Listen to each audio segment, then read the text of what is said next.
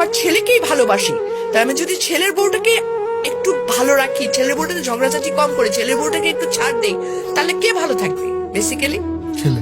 Yes, এই জিনিসটা মাদের মাথায় ঢুকাইতে হবে যে আমি আমার ছেলের বউকে আমার ছেলের হ্যাপিনেসের জন্য ছাড় দিব।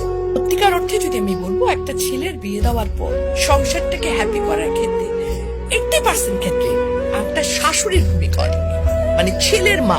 ডেফিনেটলি কোন জায়গায় ছেলে বউ খারাপ আছে, কিন্তু exceptional cannot be an example. বেশিরভাগ শাশুড়ি কিন্তু বেশি আমার দখলদারিত্ব মনোবৃত্তিতে চলে যান।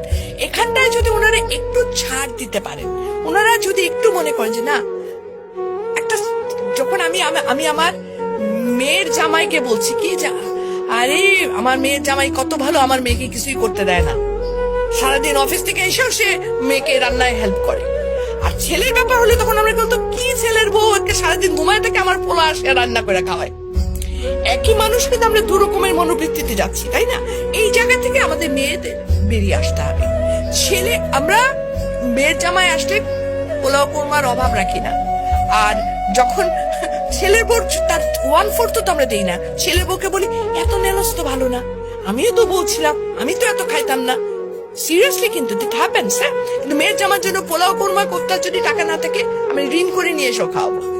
রিজনটা কি? রিজনটা আমি চাই আমার মেয়েটা ভালো থাকুক। মেয়ের জামাইকে খাতির করার মেন রিজন কিন্তু আমার মেয়ে ভালো থাকে, আর কিছু না।